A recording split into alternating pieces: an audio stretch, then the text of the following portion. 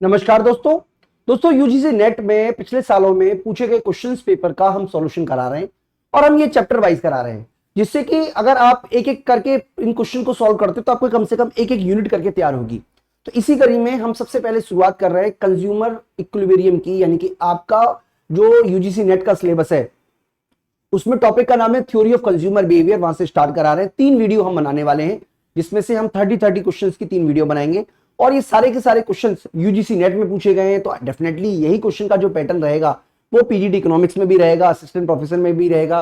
तो आपको सबसे पहले कंसेप्ट को पकड़ना है, क्योंकि देखिए कितने भी एमसीक्यू क्वेश्चन आप सॉल्व कर लें, जब तक आपको कंसेप्ट की नॉलेज नहीं होगी ये सिर्फ हवा हवा की बातें हैं।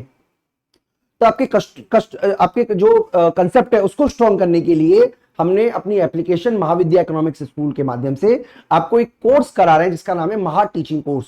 तो ये जो कोर्स है ये पीजीडी इकोनॉमिक्स के स्टूडेंट अगर आप हो, इसके अलावा असिस्टेंट प्रोफेसर की तैयारी कर रहे हो, यूजीसी नेट की तैयारी कर रहे हो, सीयूईटी की तैयारी कर रहे हो, यानी कि किसी भी कंपिटिटिव एग्जाम की तैयारी कर रहे हो जहां पर एमसीक्यू बेस्ड क्वेश्चन पेपर आते हैं, उन सभी के लिए ये रिलेवेंट है। और इस कोर्स में आपको ये सारी की सारी वीडियो जो कि हम टेस्ट सीरीज के माध्यम से सॉल्व करा रहे हैं वो भी इस कोर्स के अंदर अवेलेबल होंगी। तो शुरुआत करते हैं अपना वीडियो को और सबसे पहला क्वेश्चन हम देखते हैं, जिसमें सबसे पहले हमसे पूछा गया है कि आपको एक्स और वाई 2 वस्तु दी हुई हैं जिनका अनादिमान वक्र पर स्थित है, यानी कि आप एक इंडिफरेंस कर्व है जिस पर आप एक्स और वाई वस्तु 2 का उपभोग कर रहे हो, और साथ ही साथ आपको यह बताना है कि जब हम एक्स वस्तु का उपभोग बढ़ाते हैं तो हमारी एमआरएस यानी कि इसका मतलब होता है सीमांत प्रतिस्थापन दर पर क्या असर पड़ता है। तो देखिए मैं आपको समझाने की कोशिश करता हूं, अगर आपको मेरी बात अच्छी तरीके से समझ में आ ही जानी चाहिए। कंसेप्ट हमारा ये है कि जैसे जैसे हम जैसे मान लीजिए 2 वस्तुएं हैं, एक्स वस्तु और वाई वस्तु हम ऑलरेडी पढ़ चुके हैं अपने इसमें कि जैसे जैसे हम एक्स वस्तु की मात्रा को बढ़ाते हैं हमें वाई वस्तु की मात्रा पहले से कम उपभोग करने को मिलती है।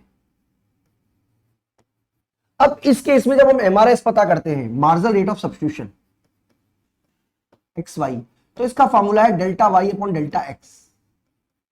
यानी कि इस केस में अगर आप देखोगे तो पहला में आपका जो चेंज इन वाई है वो 3 का है और चेंज इन एक्स 1 का है, तो आपका ये 3 आएगा, 2 आएगा, 1 आएगा। इसका मतलब ये हुआ कि जैसे जैसे कंज्यूमर एक्स वस्तु का ज्यादा उपभोग करेगा, एक्स वस्तु को उपभोग करने से जो एमआरएस है सीमांत प्रतिस्थापन दर उसमें कमी देखने को मिलेगी। तो इसका मतलब इसका जो आंसर है 2 वो बिल्कुल सही माना जाएगा, क्योंकि एमआरएस एक्स वाई कम होता है। अगला क्वेश्चन पर हम आ जाते हैं। अगला क्वेश्चन हमें बता रहा है, ये क्वेश्चन नंबर 2 है। इसमें लिखा हुआ है कि उपभोक्ता व्यवहार की निम्नलिखित संकल्पनाओं को कालक्रम में व्यवस्थित कीजिए। यानी कि कौन कौन सी संकल्पनाएं सबसे पहले डेवलप हुई, उसके बाद कौन सी डेवलप हुई, उसके बाद कौन सी डेवलप हुई, उसको हमें व्यवस्थित तरीके से डिजाइन करना है। तो दोस्तों मैं आपको बता देता हूं कि सबसे पहले जो कल्पना डेवलप हुई है इसमें से वह है मांग का नियम, और मांग के नियम के आधार पर गॉसन ने बताया कारण इसका वह है हासमान सीमांत उपयोगिता नियम, जो कि मापनीय है, क्रमवाचक, जो कि गणनावाचक है। यानी कि सबसे पहला इसका क्रम क्या आएगा, सबसे पहले क्रम में आएगा नंबर 1, सबसे पहला क्रम आएगा मांग का नियम, उसके बाद आएगा हासमान सीमांत उपयोगिता नियम, उसके बाद आएगा हमारा अनादिमान वक्र विश्लेषण जो कि हिक्स एंड एलन के द्वारा डेवलप किया गया है, और चौथे नंबर पे आएगा प्रकट अधिमान सिद्धांत, जो कि एक तरीके से अनादिमान वक्र विश्लेषण की आलोचना करते हुए सैमुअल्सन के द्वारा डेवलप किया गया है। तो सही कोड बनेगा वो है BADC। तो BADC जो मिलेगा वो मिलेगा 2 में। इसका मतलब जो सबसे सही आंसर माना जाएगा वो 2 नंबर माना जाएगा। अगले क्वेश्चन पे आ जाते हैं दोस्तों। अगला क्वेश्चन हमसे कह रहा है कि श्रम का मांग वक्र बाईं ओर विचलन करके कारण होता है। श्रम का मांग वक्र बाईं ओर क्यों विचलन होता है? तो दोस्तों मैं आपको बता देता हूं कि श्रम की मांग उसकी सीमांत उत्पादकता के कारण होती है, ऐसा हमने पढ़ा हुआ है। और श्रम की मांग जब सीमांत उत्पादकता के कारण होती है तो जैसे जैसे सीमांत उत्पादकता बढ़ती है श्रम की मांग बढ़ती है और श्रम मांग वक्र दाईं ओर खिसक जाएगा, जबकि श्रम की सीमांत उत्पादकता गिरती है तो श्रम का मांग वक्र बाईं ओर खिसक जाएगा। यानी कि इसमें पूछा गया है कि बाईं ओर विचलन का कारण क्या है, तो बाईं ओर विचलन का कारण होता है श्रम की मांग में कमी। और श्रम की मांग में कमी किस लिए होती है? श्रम की सीमांत उत्पादकता में कमी के कारण। तो इसका मतलब इसका जो सबसे सटीक आंसर है वो डी है। श्रम की सीमांत उत्पादकता में अगर कमी होती है तो श्रम का मांग वक्र बाईं ओर खिसक जाएगा। ऐसा आपको अपने दिमाग में हमेशा के लिए बिठा लेना चाहिए। अगला क्वेश्चन हमसे पूछा गया है, जिसमें हमसे पूछा गया है कि आरेखों द्वारा हमें बताना है यानी कि हमें डायग्राम दिया हुआ है और इसमें हमें बताना है कि ये जो बैकवर्ड बाइंडिंग है, इस केस में जो वाई गुड्स है वो किसका नेचर किस तरीके का है, या एक्स गुड्स में से नेचर किस तरीके का है, ये हमें समझाना है।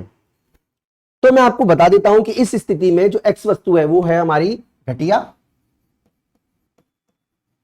और वाई वस्तु हमारी सामान्य। ये आपको याद रखना है। तो इसके पीछे का लॉजिक क्या है वो मैं लॉजिक आपको एक बार समझा देता हूं कि आखिरकार इसके पीछे कौन सा लॉजिक काम कर रहा है जिसके बेस पर हम ये कह रहे हैं कि एक्स वस्तु घटिया है और वाई वस्तु सामान्य है। तो इसके लिए हम एक नोट पैड यूज कर लेते हैं। देखिए यहां पे मैं आपको समझाने की कोशिश करता हूं, बहुत अच्छी तरीके से समझिएगा। मान लीजिए आपकी एक्स वस्तु है और वाई वस्तु,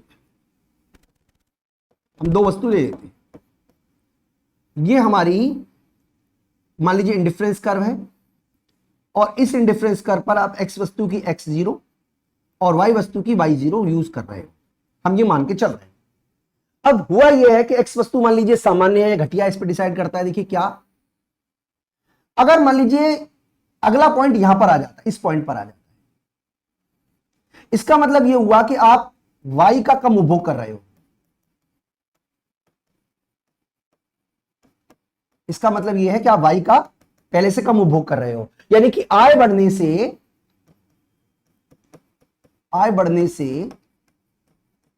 y का कम उपभोग का मतलब है इस कंडीशन में y जो है वो घटिया है और x जो है वो सामान्य है। यानी कि अगर हमारा आईसीसी इस तरीके का है तो ये डिनोट कर रहा है कि जो x वस्तु है वो सामान्य है और y वस्तु जो है घटिया है, क्योंकि ये पीछे की तरफ मुड़ रहा है। इसी का उल्टा करके देखते हैं, अगर मान लीजिए ये इस तरफ होता, यहां पर होता, इसका मतलब ये हुआ कि अब आपका जो x वस्तु का उपभोग है वो घट रहा है जबकि y का बढ़ रहा है। तो अगर इस तरीके का हो तो इसका मतलब है y वस्तु सामान्य है और x वस्तु घटिया है। यानी कि जिस x की तरफ मुड़ता है उसके उल्टे वाला हमारा सामान्य वस्तु और घटिया वस्तु होती है। तो अगर इस तरफ मुड़ रहा है तो इसका मतलब है x वस्तु घटिया है और अगर इस तरफ मुड़ रहा है तो y वस्तु घटिया है, और अगर सीधा जा रहा है तो दोनों ही वस्तुएं सामान्य हैं। अपने क्वेश्चन पर वापस आ जाते हैं। क्वेश्चन हमसे यही पूछ रहा है, दोबारा से हम देख लेते हैं। क्वेश्चन हमसे यही पूछ रहा है कि आखिरकार इनमें से कौन सी वस्तु घटिया है। तो आपको याद रखना है कि इस वाले डायग्राम में हमारी x वस्तु जो है वो सामान्य है, y वस्तु घटिया है। x वस्तु घटिया है गलत है, y वस्तु घटिया है, x वस्तु सामान्य। इसका मतलब इसका जो सबसे सटीक आंसर बैठेगा वो 2 बैठेगा। ये आपको अपने दिमाग में रख लेना है। नेक्स्ट क्वेश्चन की तरफ चलते हैं। अगला क्वेश्चन कह रहा है कि मेट्रो की सवारी की मांग तिरछी लोच है 0.8। मेट्रो की सवारी की तिरछी लोच है 0.8 और प्रतिदिन कुल सवार 1.5 लाख सवारी सफर करती है। सवारी की कीमत में 5% बढ़ती है, यानी कि 5% बढ़ने से मेट्रो की कुल सवारी में कितना अंतर आएगा, यानी कि बीच का चेंज हमें पता करना है। देखिए इसको भी हम अपनी तरीके से समझने की कोशिश करते हैं। सबसे पहले हमें समझ लीजिए कि हमें क्या क्या चीज उपलब्ध है। हमें सबसे पहले पता है कि मांग की जो आड़ी लोच है, मांग की आड़ी लोच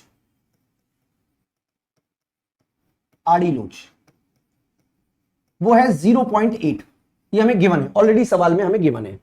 इसके अलावा हमें यह पता है कि जो मांग है वो 1.5 लाख है। जो कीमत परिवर्तन हुई है, कीमत में जो परिवर्तन हुआ है वो हुआ है 5%। एक बार क्वेश्चन को दोबारा पढ़ लेते हैं, हमारे सारे पॉइंट सही लिखे हैं कि नहीं लिखे। हमने लिखा है कि मांग की तिरछी लोच 8 है, प्रतिदिन कुल सवारी है 1.5 लाख मेट्रो की, और बस की कीमत में 5% बढ़ती है। तो डेफिनेटली इससे क्या होगा, बस की कीमत अगर 5% बढ़ती है तो मेट्रो की मांग जो है वो बढ़ जाएगी। अब कितनी बढ़ेगी ये हमें जानने की कोशिश करनी है। तो इसका मतलब हमारा फॉर्मूला यूज करेंगे कि मांग की आड़ी लोच इक्वल टू मांग में प्रतिशत परिवर्तन बटे कीमत में प्रतिशत परिवर्तन।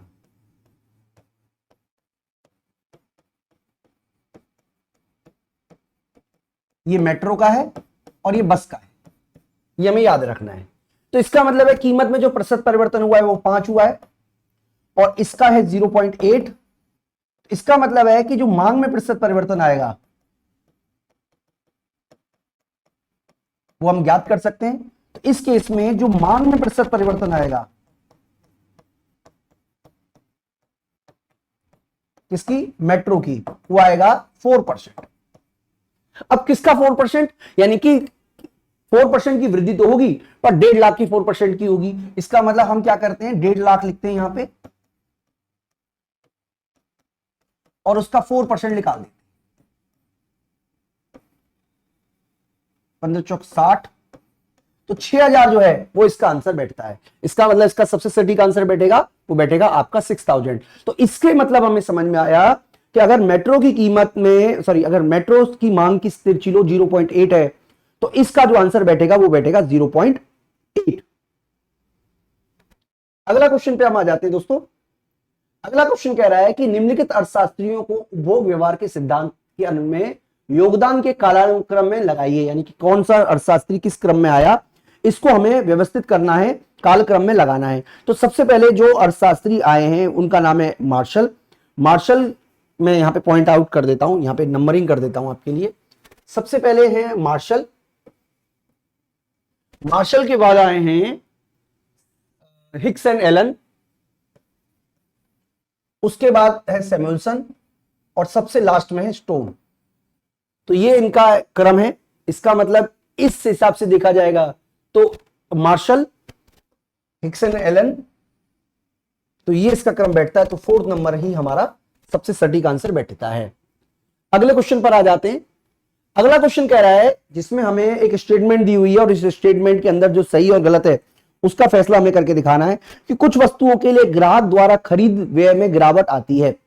ठीक है, आती होगी, जब कीमत बढ़ती है तो गिरावट आती ही होगी, स्वाभाविक सी बात है। कुछ वस्तुओं के लिए ग्राहकों द्वारा खरीद व्यय में गिरावट आती है। हो सकता है कि ऐसी वस्तुओं के लिए उपभोक्ता की आय कम हो जाए तो गिरावट आती है, कुछ भी वजह हो सकती है। चलिए पहला स्टेटमेंट तो हमने मान लिया कि सही होगा।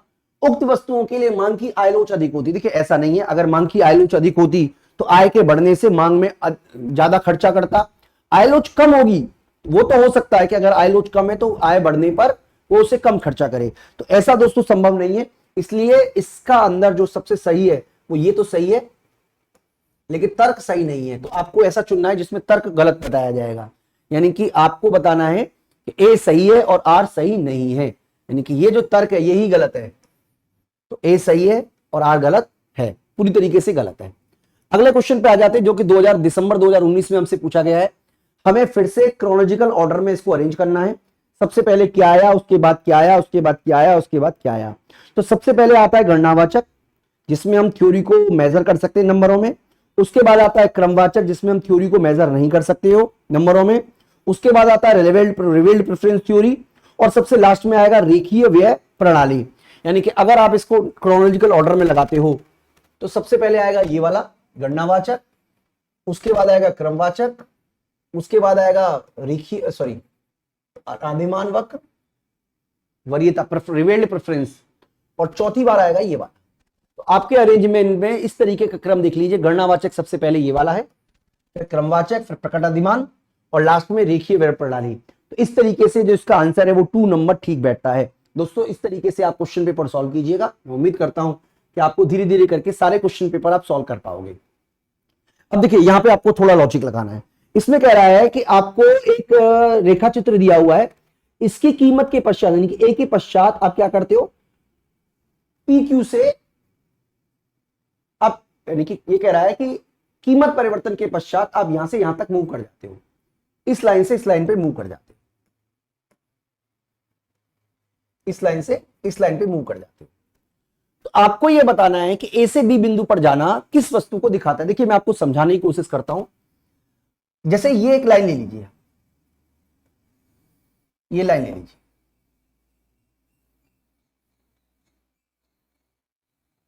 कैसे करें लाइन लीजिए। अगर कोई भी चीज यहां से लेके यहां तक आती है तो वो सामान्य वस्तु भी हो सकती है या घटिया भी हो सकती है। इसके बारे में पक्के तौर पर कहना संभव नहीं है, क्योंकि दोनों ही स्थिति में जो कीमत प्रभाव होता है, कीमत प्रभाव होता है वो ऋणात्मक होता है। लेकिन अगर कोई भी लाइन, कोई भी पॉइंट इससे ऊपर आ रहा है तो डेफिनेटली वो गिवन वस्तु के केस ही कहलाए। यानी कि आपको याद रखना है कि आपका जो पॉइंट इससे ऊपर आ रहा है तो वो डेफिनेटली वस्तु जो है वो गिवन वस्तु होगी, यानी कि सामान्य वस्तु और घटिया वस्तु तो इस रेंज में होती है। और आमतौर पर यह देखा जाता है कि जो घटिया वस्तु है उसमें बहुत कम परिवर्तन आएगा, जबकि सामान्य वस्तु में ज्यादा परिवर्तन आएगा। इस लिहाज से अगर ए पॉइंट से बी पॉइंट पर चला जाता है तो डेफिनेटली ये वस्तु जो है वो गिवन वस्तु की श्रेणी में आएगी। तो इसका जो आंसर है वो गिवन वस्तु के केस में आएगा। अगला क्वेश्चन जो है वो हमसे पूछा गया है 2018 में, जिसमें हमसे पूछा है मांग फलन का प्रतिलोम क्या। देखिए मांग फलन को हम कैसे लिखते हैं, मांग फलन को लिखते हैं ऐसे, Q is the function of price. तो प्रतिलोम कैसे लिखेंगे, P is the function of Q। तो ये मांग का प्रतिलोम वर्जन है। तो इसका मतलब बहुत ही सिंपल तरीके से आप इसके आंसर के वर्ड को क्लिक कर सकते हो, यही इसका सबसे सटीक आंसर बैठता है। क्वेश्चन नंबर 11 पे आ जाते हैं दोस्तों। क्वेश्चन नंबर 11 कह रहा है कि दो समांतर मांग वक्र हैं, दो पैरेलल मांग वक्र हैं, और दो पैरेलल मांग वक्र ए और बी है और बी सी और डी है। इस पर आपको बताना है कि आर और एस दोनों की मांग की लोच क्या अलग है। दोस्तों इसको भी हमने अपनी वीडियो में डिटेल में आपको समझाया है, मैं आपको यहां पे हल्का सा समझा देता हूं कि दो मांग वक्र जिनका ढाल समान होता है उसमें delta Q upon delta P भी समान होगा। इसीलिए जो कंपैरिजन करते हैं वो पी अपॉन क्यू के बेस पर करते हैं। बस इतनी सी बात आपको याद रखनी, यानी कि delta Q upon delta P same रहेगा दोनों ही केसेस में, इसलिए जो भी डिफरेंस आएगा वो पी अपॉन क्यू के बेस पर ही हम करेंगे। अब हम पी और क्यू का बेस पता कर लेते हैं कि आखिरकार बेस क्या है। तो देखिए इसमें हम मान लेते हैं क्वांटिटी 10 है, इसमें मान लेते हैं 20 है, प्राइस को मान लेते हैं दोनों में 10 है। अगर हम आर पर बात करें तो आर में आएगा 10/10, यानी कि आंसर 1 आएगा, और एस में आएगा 10/20, 0.5 है। इसका मतलब है कि जो इलेस्टिसिटी डिमांड है आर की वो ज्यादा होगी इलेस्टिसिटी और डिमांड एस के मुकाबले। तो देख लेते हैं कौन सा पॉइंट सही बनेगा। आर और एस दोनों समान है, गलत हो गया। आर पर बिंदु एस से ज्यादा है, बिल्कुल सही बात है। आर पर बिंदु एस से कम है, ये गलत है, और आर पर अनंत है, ये गलत है। इसका मतलब जो सबसे सटीक आंसर बैठेगा वो आपका बैठेगा पॉइंट नंबर 2। अगले क्वेश्चन पर दोस्तों हम आ जाते हैं। अगला क्वेश्चन हमारा क्या कह रहा है, अगला कह रहा है कि माना कि लोग प्याज और हैमबर्गर में से अधिक पसंद करते हैं, प्याज और हैमबर्गर पसंद करते हैं। यदि हैमबर्गर की आपूर्ति में कमी आती है तो प्याज की मांग पर क्या असर पड़ेगा। देखिए प्याज और हैमबर्गर एक अगर इनके बीच में रिलेशन है तो ये असंबंधित वस्तु तो हो नहीं सकती है। इसका मतलब या तो ये प्रतिस्थापन हुई या पूरक हुई। अब इस स्थिति में हैमबर्गर और प्याज एक दूसरे के पूरक है, क्योंकि एक का कीमत बढ़ने पर दूसरे की मांग में कमी देखने को दूसरे की मांग में कमी मिल जाएगी। इसका मतलब यह हुआ कि अगर हैमबर्गर की आपूर्ति में कमी आती है तो लोग हैमबर्गर कम खाएंगे, जिसकी वजह से हैमबर्गर की कीमतें बढ़ेंगी, जिसकी वजह से हैमबर्गर के लोग कम खाएंगे, और इसकी वजह से प्याज की मांग में कमी देखने को मिलेगी, क्योंकि हैमबर्गर और प्याज एक दूसरे के पूरक है। इसका मतलब आंसर पॉइंट नंबर 4 इसका सबसे सटीक आंसर माना जाएगा। अगले क्वेश्चन पर आ जाते हैं दोस्तों, जिसमें कह रहा है कि कीमत प्रभाव के स्पष्टीकरण में निम्नलिखित में से कौन स्थिर रहता है। देखिए जब हम कीमत प्रभाव को पता करते हैं, जैसे मैं आपको कीमत प्रभाव के बारे में बता देता हूं कैसे कीमत प्रभाव पता करते हैं।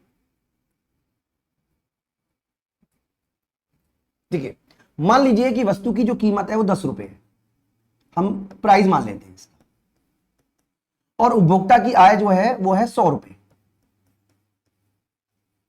ठीक है जी। इसका मतलब ये हुआ कि उपभोक्ता वस्तु की कितनी इकाई खरीद पाएगा, 10 यूनिट खरीद पाएगा।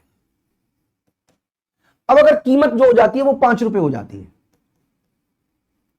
तो डेफिनेटली कंज्यूमर जो है वो 20 यूनिट खरीद पाएगा।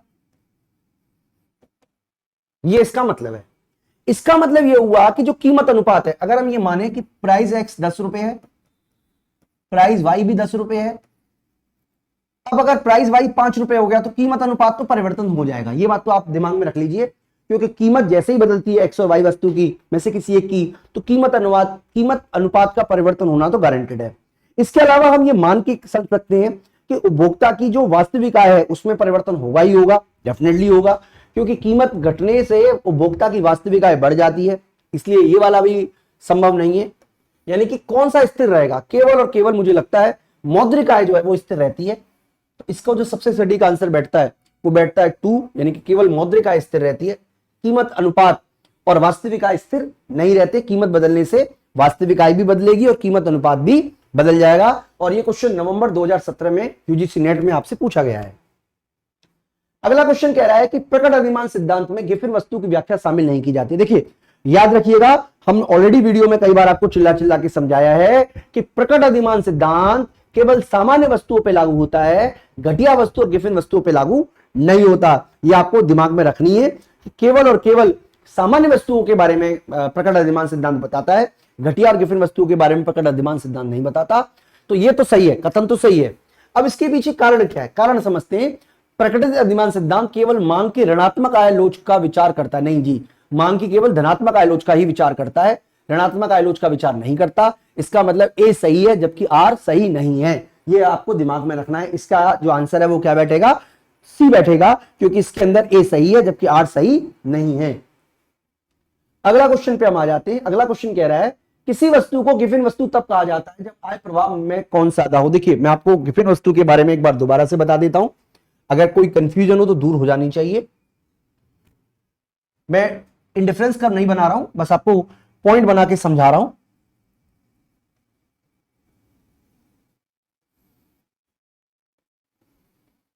मान लीजिए ये पॉइंट है हमारा ए और ये पॉइंट है बी और ये पॉइंट है सी। ए से सी जो है ये हमारी गिफिन वस्तु को दिखा रहा है। ए से बी हमारा है प्राइस इफेक्ट,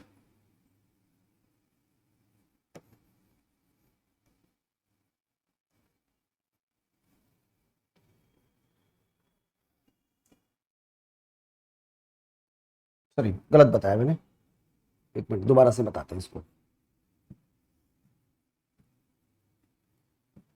शुरू से शुरू करते हैं दोस्तों। एक बार क्वेश्चन में आपको दोबारा पढ़ देता हूं। किसी वस्तु का गिफिन वस्तु तब कहा जाएगा जब आय प्रभाव निम्नलिखित में से कौन सा हो, और ये 2017 में पूछा गया है। यानी कि हमें यह समझना है कि इसके बारे में हमारा एक डायग्राम हम पहले समझ लेते हैं।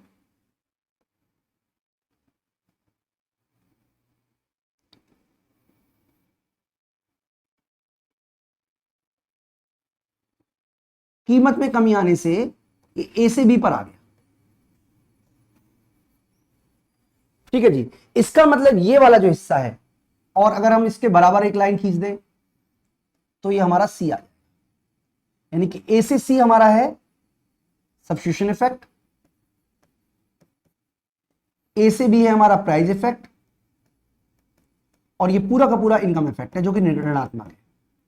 तो इस केस में जो इनकम इफेक्ट होता है वो ज्यादा शक्तिशाली होता है, और इतना शक्तिशाली होता है कि समस्त प्रतिस्थापन प्रभाव को समाप्त कर देता है। इसका मतलब यह कहलाएगा कि आय प्रभाव ऋणात्मक होगा और प्रतिस्थापन प्रभाव से अधिक होगा। यानी कि आप देख पा रहे हो सब्स्टिट्यूशन इफेक्ट छोटा सा है जबकि इनकम इफेक्ट बहुत बड़ा है। इसका मतलब गिवन वस्तु के केस में आय प्रभाव प्रतिस्थापन प्रभाव से अधिक शक्तिशाली होता है, और इतना अधिक शक्तिशाली होता है कि समस्त प्रतिस्थापन प्रभाव को खत्म कर देता है। जबकि घटिया वस्तु की स्थिति में प्रतिस्थापन प्रभाव अधिक शक्तिशाली होता है। आप अपने दिमाग में बिल्कुल बिठा लीजिए, सामान्य वस्तु की स्थिति में कीमत प्रभाव शक्तिशाली होता है, घटिया वस्तु की स्थिति में प्रतिस्थापन प्रभाव शक्तिशाली होता है, और गिफिन वस्तुओं की स्थिति में हमारा आय प्रभाव शक्तिशाली होता है। इसको कहीं कॉपी पेन लेके नोट कर लीजिए, बिल्कुल दिमाग में रख लीजिए, क्योंकि इससे रिलेटेड क्वेश्चन बार बार एग्जाम में आपसे पूछे जाते हैं। अगला क्वेश्चन कह रहा है बैंडवैगन प्रभाव निम्नलिखित में से किससे संबंधित। देखिए बैंडवैगन प्रभाव का मतलब है कि जब एक वस्तु को लोग यूज करते हैं तो उसको आप भी यूज करोगे, दिखावट के लिए यूज करो। अगर मान लीजिए लोगों के पास कार है और मेरे पास कार खरीदने की शक्ति नहीं है तो भी मैं कार खरीदूंगा, क्योंकि भैया समाज में रहना है। और इस तरीके की हाइपोथेसिस जो है वो स्थायी आय परिकल्पना नहीं है, जीवन चक्र परिकल्पना नहीं है, उसको कहते हैं सापेक्षिक आय परिकल्पना। यानी कि लोगों का उपभोग स्तर केवल अपनी आय पर निर्भर नहीं करता बल्कि अपने पड़ोसियों के जीवन स्तर पर भी निर्भर करता है, जिसमें डोमेस्टिकेशन इफेक्ट भी आएगा, रिचर्ड इफेक्ट भी आएगा और बैंडवैगन इफेक्ट भी आएगा। तो इसका मतलब बैंडवैगन इफेक्ट का जो संबंध है वो कहलाएगा सापेक्षिक आय परिकल्पना से। अगले क्वेश्चन पर हम आ जाते हैं जिसमें हमें मांग फलन दिया हुआ है और हमसे पूछा गया है किस कीमत पर मांग की लोच 1 के बराबर होगी। देखिए इसके लिए तो मुझे आपको एक अलग से ही क्वेश्चन बताना पड़ेगा।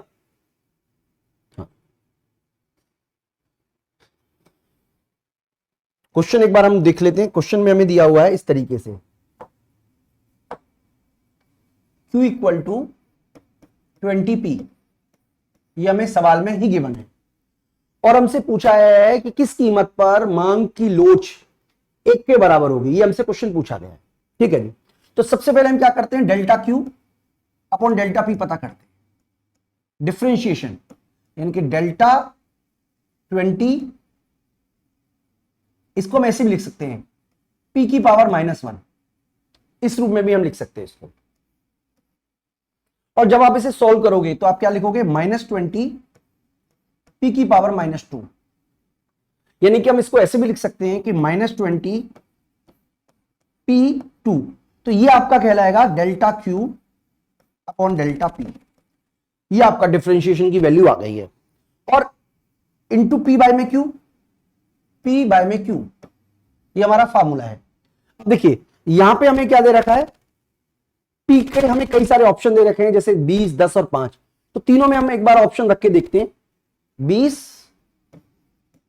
10 और 5, या सभी, ये हमें चुनना है।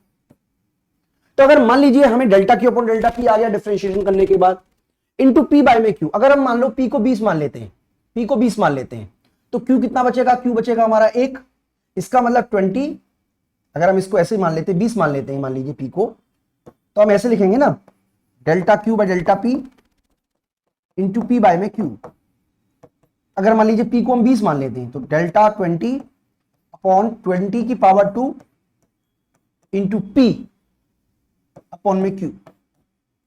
तो इसका मतलब ये हुआ कि एक 20 से ये पावर कट गई, 20 से 20 कट गया, इसका मतलब आंसर -1 आया।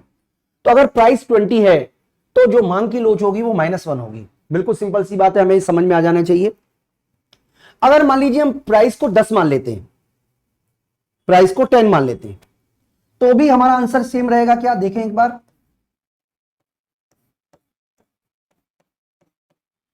अब क्योंकि यहां पे 10 माना है तो क्यू जो है हमारा 2 आएगा, इसका मतलब एक पावर 10 से एक पावर चली गई। अब ये 2 से डिवाइड करेंगे तो 10 बचेगा, इसका मतलब इसका भी आंसर -1 आएगा। इसी तरीके से अगर आप 5 को भी पुट करोगे तो आपका आंसर -1 आएगा। इसका मतलब प्राइस चाहे 20 हो, चाहे 10 हो, चाहे 5 हो, आपकी मांग की लोच तीनों ही केसेस में -1 आएगी ही आएगी। तो ये आपका दोस्तों सही आंसर बैठेगा -1। तो इसके अंदर आपको जो चुनना है वो चुनना है -1। तो इस तरीके से आपका 17 क्वेश्चन नंबर कंप्लीट होता है, यानी कि इसके अंदर आपका डी ऑप्शन चुना जाएगा। अगला कह रहा है कि मांग वक्र ऋणात्मक ढाल का क्यों होता है। देखो मांग वक्र ऋणात्मक ढाल का होता है क्योंकि कीमत के गिरने से मांग बढ़ जाती है। कीमत के गिरने से दो प्रभाव शामिल होते हैं, आय प्रभाव, इसका मतलब कीमत गिरने से उपभोक्ता की वास्तविक आय बढ़ती है और वास्तविक आय बढ़ने से उपभोक्ता अधिक वस्तु खरीदेगा, इसको बोलते हैं आय प्रभाव। और कीमत के गिरने से वस्तु तुलनात्मक रूप से सस्ती हो जाती है और तुलनात्मक रूप से सस्ती होने की वजह से उपभोक्ता पहले से ज्यादा वस्तु खरीदेगा, इसे बोलते हैं प्रतिस्थापन प्रभाव। तो मांग वक्र ऋणात्मक ढाल का होने का कारण कीमत प्रभाव है और कीमत प्रभाव के दो हिस्से होते हैं, आय प्रभाव और प्रतिस्थापन प्रभाव। इसीलिए इसके अंदर जो दोनों ऑप्शन दिए हुए हैं ए और बी, वो दोनों के दोनों सही माने जाएंगे। तो इसका जो सबसे सटीक आंसर बैठेगा वो ए बैठता है। अगले क्वेश्चन पर आ जाते हैं दोस्तों। दुर्लभ चित्रों, दुर्लभ टिकटों इत्यादि के लिए मांग की व्याख्या निम्नलिखित में से किसके द्वारा की जाती है। देखिए अब आपको यह समझना पड़ेगा, तीन तरीके की वस्तुओं के बारे में हम डिस्कस किए हैं और एक बार हम दोबारा से आपको करा देते हैं। एक होती है हमारी स्नॉब गुड्स, स्नॉब, एक होती है हमारी बेड वैगन, एक होती है बेबलन, या आप कह सकते हो हाँ बेबलन। ठीक है जी, ये तीन तरह की गुड्स हम मान के चल रहे हैं। बेबलन गुड्स, स्नॉब गुड्स वो होती है जिसमें कीमत अगर कम हो जाए तो मांग बढ़ती है, मांग बढ़ती है। और बेड वैगन इफेक्ट में भी मांग बढ़ती है। लेकिन इस केस में क्या होता है कि कीमत, क्योंकि ये कोई अपवाद नहीं है, लेकिन स्नॉब गुड्स में एक्सटर्नल इफेक्ट की वजह से मान लीजिए एक व्यक्ति 10 गुड्स खरीद रहा है, दूसरा व्यक्ति 10 गुड्स खरीद रहा है, तो दोनों मिलाकर 15 गुड्स खरीदेंगे। इस तरीके का होता है स्नॉब गुड्स में। और बेड वैगन इफेक्ट में अगर मान लीजिए एक 10 खरीद रहा है, दूसरा खरीद रहा है, तो कुल मिलाकर मार्केट में जो डिमांड आएगी वो 30 की आएगी। दोस्तों इसके बारे में हमने आपको डायग्राम के थ्रू वीडियो के माध्यम से समझा रखा है, जिसमें बेसिकली ये समझाया है कि अगर मोबाइल फोन जैसी कंडीशन है, मोबाइल फोन को कहलाता है बेड वैगन गुड्स, और जो टिकट है, दुर्लभ चित्र हैं, अगर वो लोगों के पास आसानी से मिलने लग गए तो लोगों ने अपने पास रखना बंद कर देंगे, इसको बोलते हैं स्नॉब इफेक्ट। तो इसका मतलब इस तरीके की जो गुड्स आती है वो स्नॉब इफेक्ट में आती है। स्लॉम्प इफेक्ट, बेडवेगर इफेक्ट, बेवलन इफेक्ट, इसके बारे में हमने ऑलरेडी डिटेल वीडियो आपको हम बनाई हुई है, जो कि आपको हमारी एप्लीकेशन के माध्यम से मिल जाएगी। अगला बोल रहा है कि कौन सा उपभोक्ता अधिशेष का है। देखिए ये हिक्स की अप्रोच है। हिक्स ने बताया कि अगर प्राइस हमें गिवन ना भी हो तो भी हम कंज्यूमर सरप्लस की वैल्यू को पता कर सकते हैं। इसके लिए दो इंडिफरेंस कर्व के बीच का जो डिफरेंस होता है उसको हम लेते हैं, यानी कि दो इंडिफरेंस कर्व के बीच का डिफरेंस का मतलब यह हुआ कि जब हमें कीमत के बारे में जानकारी नहीं है तो एक उपभोक्ता एम के लिए इतना पैसा खर्च करने को तैयार है, जबकि वो वास्तव में इतना पैसा खर्च कर रहा है। इसका मतलब ये जो बीच का डिफरेंस है ये उपभोक्ता की बचत है।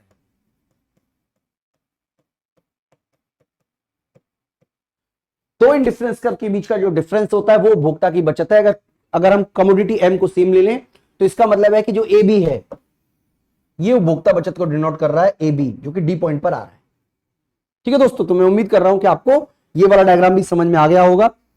अगला क्वेश्चन हमसे पूछा गया है 2016 में, जिसमें स्लेस्की समीकरण व्याख्या किसकी करता है। देखिए स्लेस्की समीकरण द्वारा हम कीमत प्रभाव को आय प्रभाव और प्रतिस्थापन प्रभाव में बांटते हैं, यानी कि कीमत प्रभाव को आय प्रभाव और प्रतिस्थापन प्रभाव में बांटने की दो विधियों के बारे में हमने चर्चा की, जिसमें से एक विधि है हमारी हिक्स की विधि।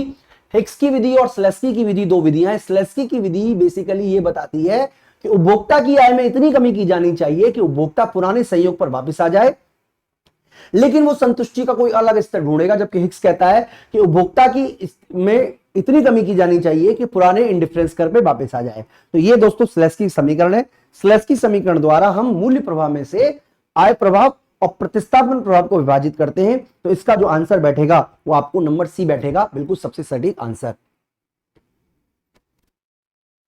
अगला क्वेश्चन है कि उपभोक्ता में निष्कृष्ट वस्तुओं में क्या होता है। उपभोग में निष्कृष्ट वस्तुओं में क्या होता है। देखिए निष्कृष्ट मतलब घटिया। घटिया वस्तुओं में आय प्रभाव ऋणात्मक होता है। आय प्रभाव ऋणात्मक ही होगा, ना शून्य होगा। शून्य होता है अति अनिवार्य वस्तुओं में, धनात्मक होता है सामान्य वस्तुओं में। इसके अलावा असीमित की तो कभी बात ही नहीं सुनी ना पड़ी है। ऋणात्मक आय प्रभाव घटिया वस्तु की स्थिति में ही होता है, तो इसका जो आंसर बैठेगा वो ए बैठेगा। अगला है मांग सिद्धांत का विकास में निम्नलिखित सिद्धांतों का उदय क्यों श्रम के अनुसार लगाइए। देखिए बार बार हम आपको समझा चुके हैं, कई बार वीडियो में बता चुके हैं। सबसे पहले आता है आपका प्रकट माप, सॉरी दोबारा से बोलता हूं मैं, सबसे पहले आता है आपका मापनीय, यानी कि जिसे आप माप सकते हो अंकों में, इसको बोलते हैं गणनावाचक उपयोगिता। उसके बाद आता है क्रमवाचक उपयोगिता। क्रमवाचक के बाद आता है आपका प्रकट अधिमान सिद्धांत। प्रकट अधिमान सिद्धांत के बाद आता है revision theory of demand. Revision theory of demand के बाद आता है न्यूमैन मॉर्गेस्टन उपयोगिता विश्लेषण। ये हम ऑलरेडी इंट्रोडक्शन वीडियो में हमने आपको बताया था इस पूरे क्रम के बारे में, तो इस क्रम को एक बार आप दोबारा से समझ लीजिए। नंबर 1 ये होगा, नंबर 2 ये, नंबर 2 ये वाला, नंबर 3 और नंबर 4।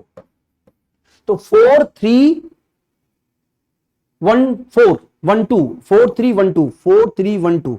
तो इसका मतलब जो डी आंसर है वो सबसे सटीक बैठेगा। डी आंसर आपका बिल्कुल इस पॉइंट को लाई करता है। दोस्तों आप याद रखिएगा इस क्रमबद्धता को, क्योंकि क्रमबद्धता से रिलेटेड क्वेश्चंस बार बार आपसे पूछा गया है, अलग अलग एग्जाम में आपसे पूछा गया है। अगला क्वेश्चन कह रहा है कि यदि किसी वस्तु की बिक्री कर में वृद्धि होती है किंतु उसकी बिक्री से प्राप्त होने वाली राजस्व में कमी आती है। बिक्री कर यानी कि कीमत बढ़ गई। बिक्री कर का मतलब है कीमत बढ़ गई। बिक्री कर लगता है तो वस्तु की कीमत बढ़ गई। कीमत बढ़ने से उसकी राजस्व में कमी आई, यानी कि प्राइस बढ़ने से टोटल एक्सपेंडिचर घट गया। ऐसी स्थिति में मांग की लोच इकाई से अधिक होगी। आपको पता होना चाहिए, मैं आपको एक बार दोबारा से बता देता हूं कि प्राइस और टोटल एक्सपेंडिचर अगर नेगेटिव है तो ईडी मोर देन 1 है, पॉजिटिव है तो ईडी लेस देन 1 है, और अगर नो रिलेशन है बराबर रहती है तो ईडी बराबर 1 है। यह आप अपने दिमाग में बैठा लीजिएगा। अगर प्राइस के बढ़ने से टोटल एक्सपेंडिचर घटता है और तो इसका मतलब elasticity of demand less than 1 है। इस केस में अगर हम देख रहे हैं अगर प्राइस के बढ़ने से टोटल एक्सपेंडिचर घटता है तो मोर देन 1 है। इस वाले केस में कह रहा है कि कीमत बढ़ गई है, बिक्री कर लगने से कीमत बढ़ गई है और इससे राजस्व में कमी आई है। तो इसका मतलब यह है कि मांग की लोच जो है वो 1 से अधिक होगी। वस्तु की प्रकृति कैसी होगी, मांग की लोच इकाई के बराबर है, गलत है। मांग आवश्यक है, गलत है। इकाई से उच्च है, ये वाला आंसर सही बैठेगा।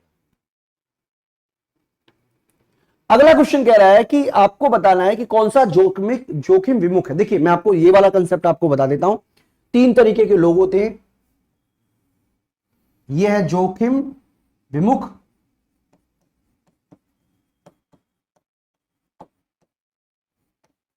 और यह होता है जोखिम न्यूट्रल। जोखिम न्यूट्रल, और यह होता है जोखिम प्रेमी। अब देखिए लॉजिक समझिए, यहां से हमारा है जोखिम वाला व्यक्ति, तो इसका मतलब है कि जितना स्लोप अंदर की तरफ होगा उतना जोखिम के प्रति वो विमुख होगा। तो इस वाले केस में ये कंपैरेटिवली ज्यादा सीधा है, जबकि ये वाला कंपैरेटिवली आप देखिए ज्यादा गैप बन रहा है सीधेपन में। इसका मतलब इस वाले केस में जो ढाल है वो ज्यादा है, इस वाले केस में कम ढाल है। इसका मतलब इस वाले ये वाला कंडीशन जो है वो ये वाला ए जो है वो जोखिम कम उठाएगा।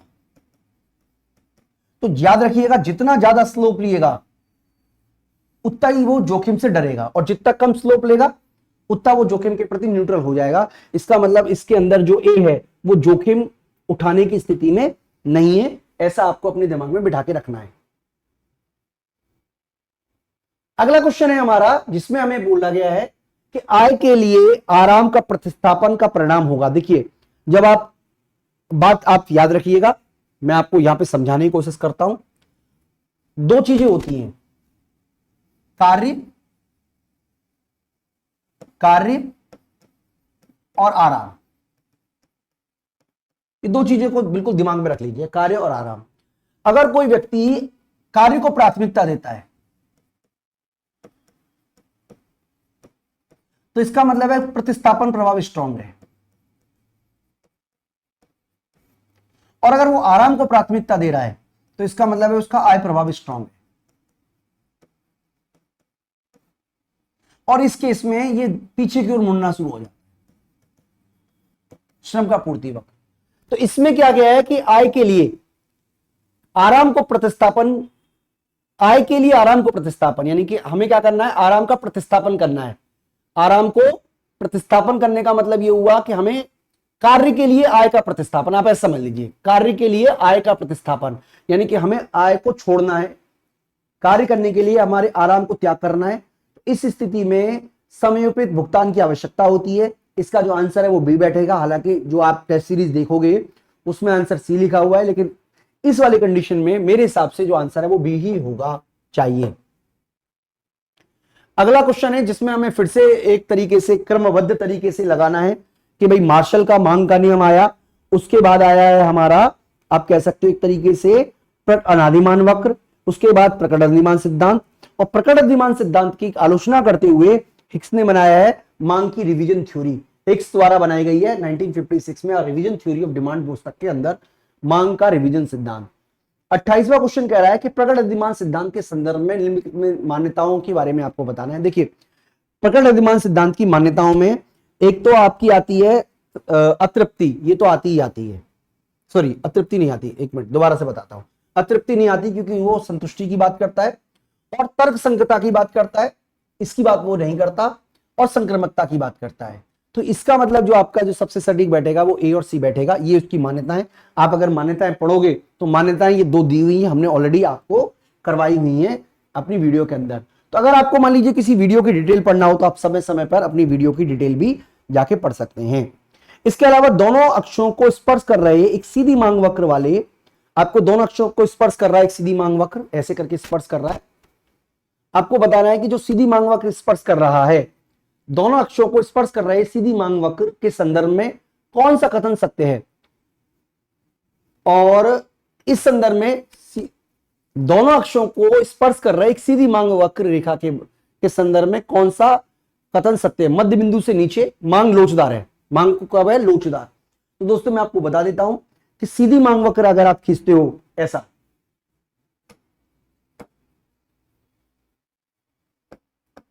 ऐसा,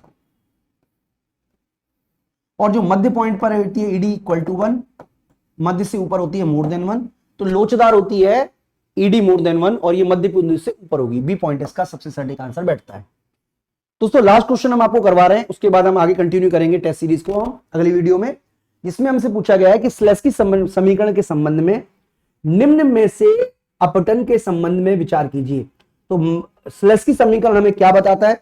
स्लेस्की समीकरण हमें बताता है कि मूल्य प्रभाव को प्रतिस्थापन प्रभाव और आय प्रभाव में, वस्तुओं को ये नहीं बताता, केवल यही बताता है किस तरीके से मूल्य प्रभाव को आय प्रभाव और प्रतिस्थापन प्रभाव में बांटा जा सकता है।